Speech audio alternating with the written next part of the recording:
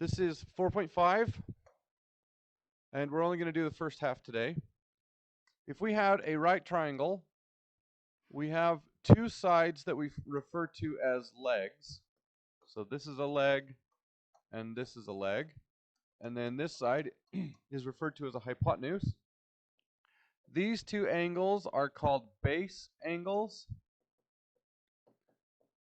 And trigonometry is just a way to link the size of an angle to the size of a side. And it does make sense, because if I took this angle here and I were to make this leg longer, what's going to happen to the length of that base angle, or the size of that base angle? It's going to get bigger, right? So the size of this leg affects the size of that angle. If I made this smaller, so let's say I shortened this side, then that angle also got smaller. So the size of an angle is linked to the length of the opposite side. So when we do trigonometry, we always pick one of the base angles. And it often doesn't matter which base angle you pick, but we call the angle we choose theta. That's a Greek letter, just like alpha, beta, gamma, delta, pi. Right? There are 24 of them, I think. And when we choose a base angle, we need to describe all of the sides in relationship to that base angle. The hypotenuse is always a hypotenuse. That never changes. But there are two legs. One of the legs touches theta, and one of the legs doesn't. Do you guys know what the geometric word for next to is? How do you say next to in geometry? Starts with an A. Anybody know? No? It's called adjacent. So this leg is referred to as adjacent, because it is the one that touches the angle that we chose. Okay? And then the leg that doesn't touch theta is referred to as the opposite. And then we just abbreviate all of these. We just say O, A, and H. Okay? What if I move theta to the other side? What if I put theta over here? How does that change the naming of the triangle? The A and the O switch. What about the H? It stays the same. So if theta gets bumped up to there, this would be O and this would be A. Okay? What if I put theta here?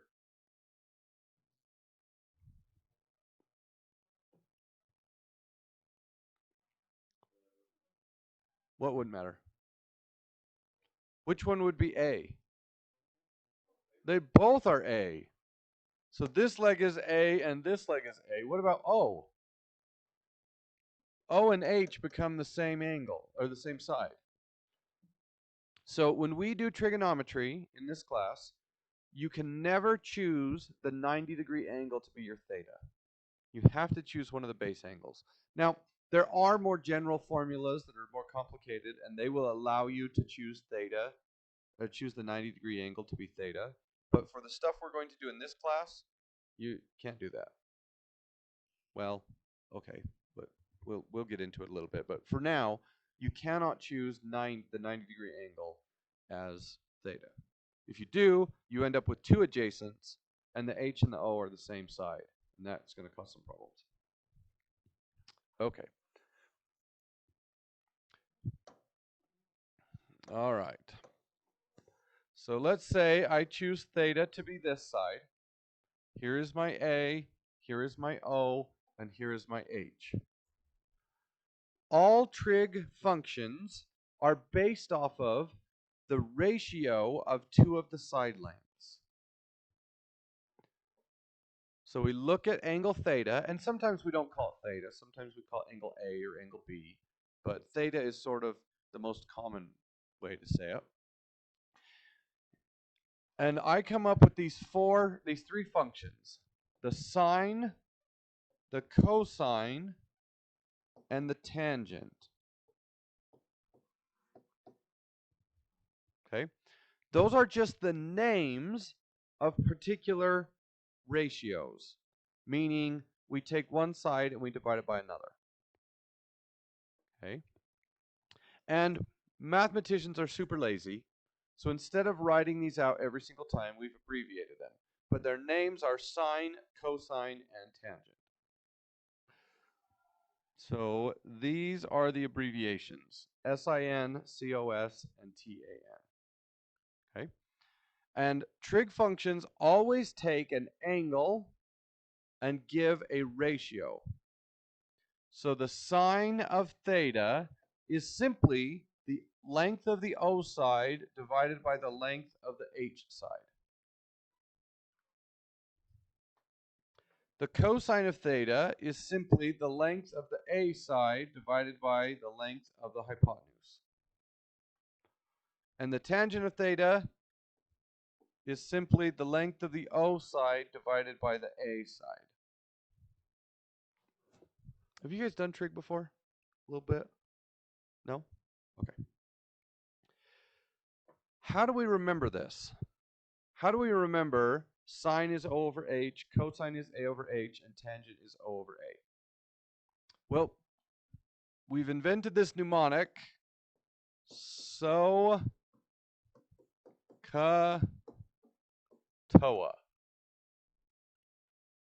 Notice, sine is O over H, cosine is A over H, tangent is O over A.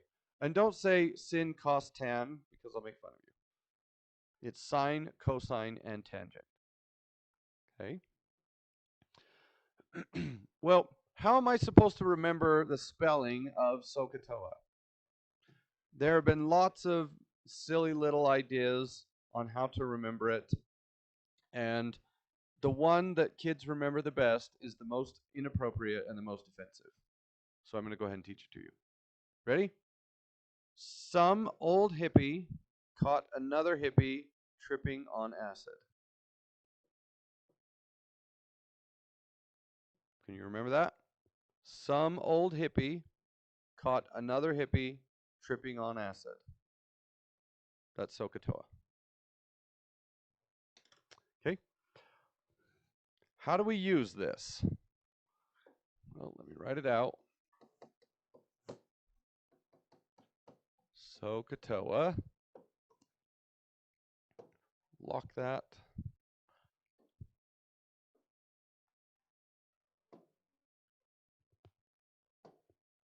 Okay. To start, all I want to do is figure out what is the sine of a particular angle. So if I have a triangle, a right triangle, and one of the base angles is 80 degrees, what is the sine of 80? All you have to do is plug that into your calculator. However, there are two ways to measure angles. One of them you're really familiar with, degrees, and one of them you've never heard of, radians. Okay? Degrees make sense in the real world. If you're going to build a house or fly an airplane, then you measure rotations with degrees. Radians is more of a theoretical measurement, and we don't really use it in the real world. We use it in the theoretical mathematics world. So you're not going to learn radians today. But you have to make sure that your calculator is in degrees. On this one, if I push mode, the fourth one down says radian or degree. If you're using one of the blue calculators, just make sure that you see the letters DEG on the screen. That tells you that you're working in degrees. Your phone will probably default to degrees, but if you start working these problems and you're getting really weird numbers, negatives, and strange decimals, then you need to switch to degrees. Okay. So for this problem, all we have to do is say, what is the sine of 80? The sine is right here above the 7. So the sine of 80, oops, not the sine. The sine of 80 is 0.98. The tangent of 19 is 0.34. the cosine of 49 is 0.65. Easy enough? Okay.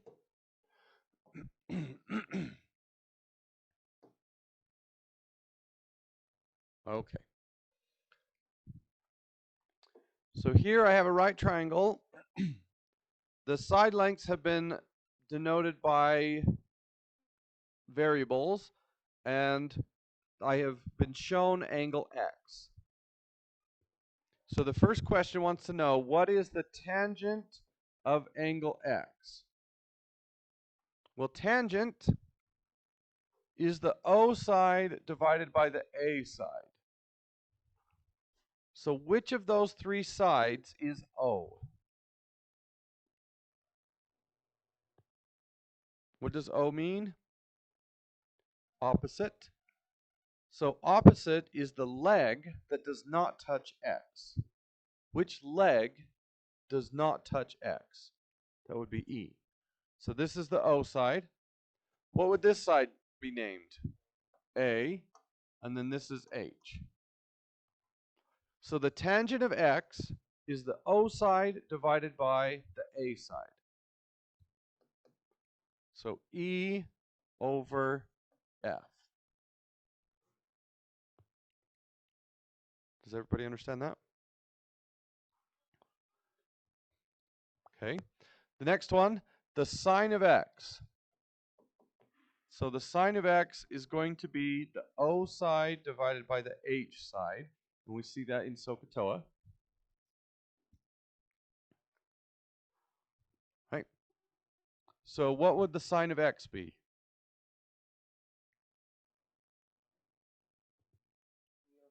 E over D. Good job. So E is the O and D is the H. So E over D. Okay. Cosine of x. Cosine is A over H. So that's going to be F over D. Does that make sense? Okay.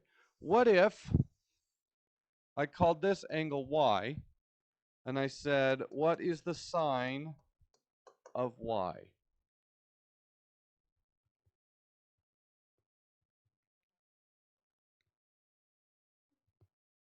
What is the sine of Y? So sine is the O side, which would be F over D. Good job. Okay. What is the cosine of Y?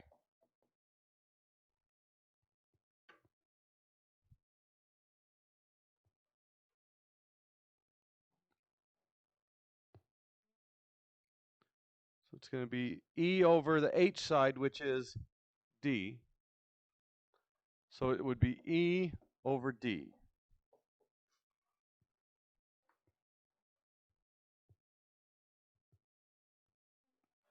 We get that? What about the tangent of Y? F over E. It's the O side divided by the A side, so F over E. Do you guys want to see another one of those? You want to see another one? Yeah? We can do that.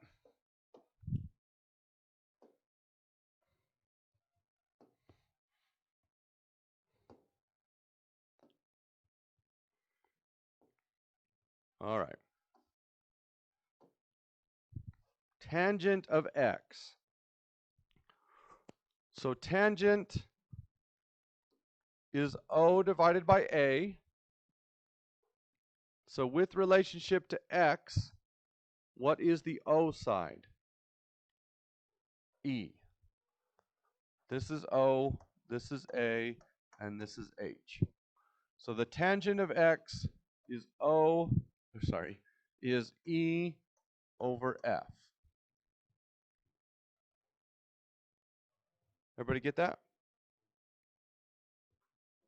Yeah?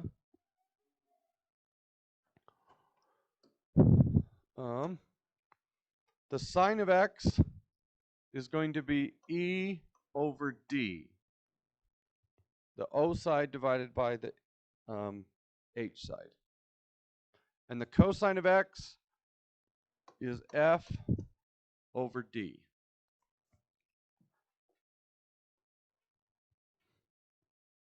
You guys get that?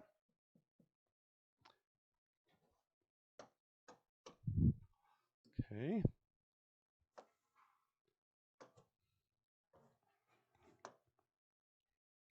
All right. What is the tangent of B?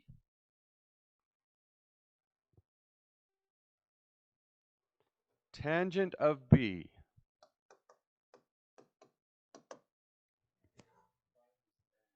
5 is A, 12 is O, and 13 is H.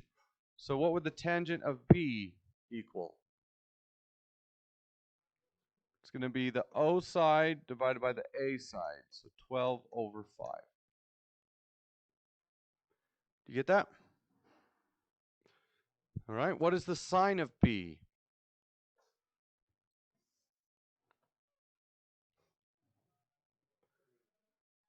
(12 over 13).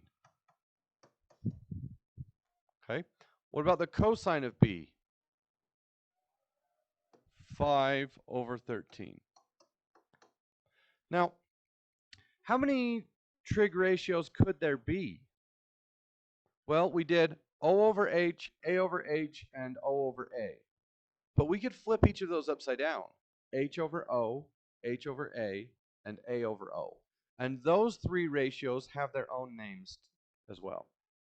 They have the names secant, cosecant, and cotangent. But we're not going to go over those today. So we're just going to stick with sine, cosine, and tangent. But there are three more.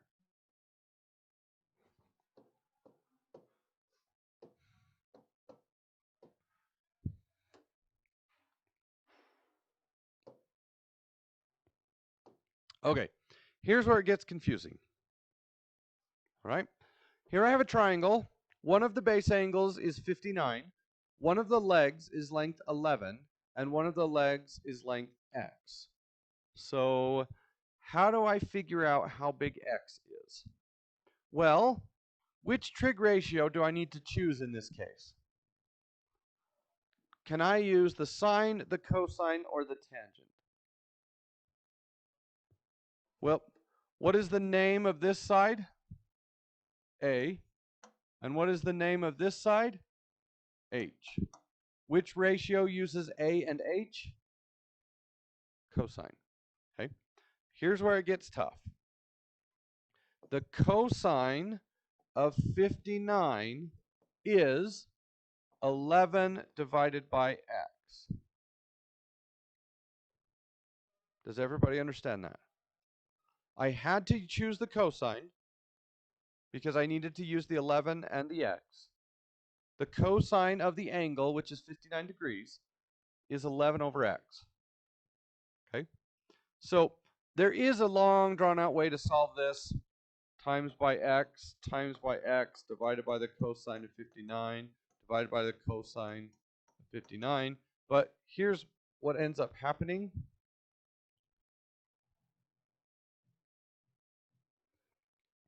I want to switch places with the x and the cosine.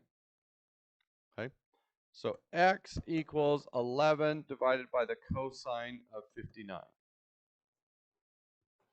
Okay? Notice when the variable is in the bottom, all we have to do is switch the trig ratio and the variable. And then I ask my calculator, what is 11 divided by the cosine of 59? And I get 21.35. So trigonometry allows me to find the length of a side when I know information about the angles. Okay. Oh, good. What if x is on the top? So I'm going to put a y on there. What trig ratio would I need to use to calculate the y? Which one would that be? would be tangent. Y is the O side and 11 is the A side. So I write it out. The tangent of 59 is y over 11. So in this case, the variable's on top, right? What's holding the y and the 11 together? Which operation? Division. So how do we undo division? We multiply. So I multiply by 11, and I get 11 tangent of 59. Okay? So I plug that into my calculator. 11 tangent of 59, and I get 18.3.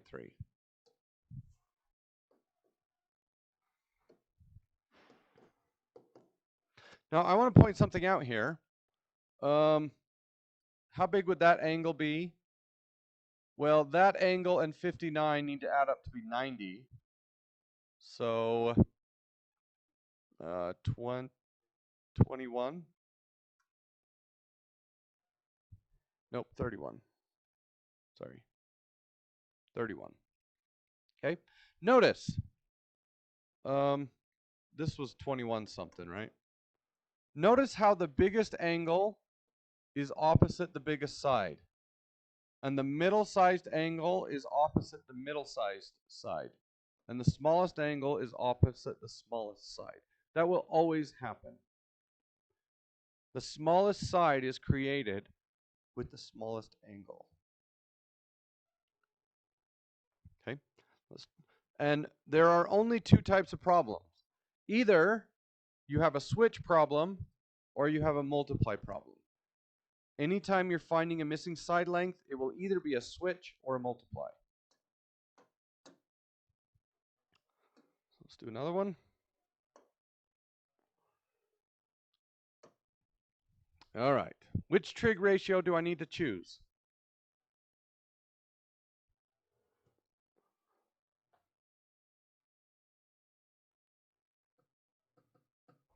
Well, 7 would be which side length? OA or H? This one. O. H is the long side. This is O, and this is A. So which ratio uses O and A? So you always label H, right? And then A touches the angle, and O does not. So A touches the angle I'm using, and then O does not. All right? So which one uses O and A? Tangent. So the tangent of 35 is 7 over x. Is this a multiply or a switch problem?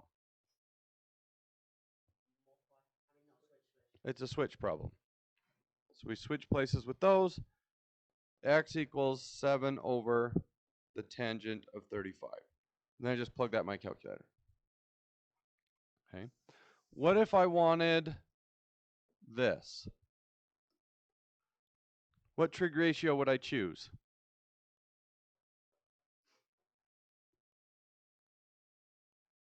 Which one uses O and H? Sine. So the sine of 35 is 7 over y. Is that a multiply or a switch problem? That's a switch problem. So y equals 7 over the sine of 35. Make sense? Okay.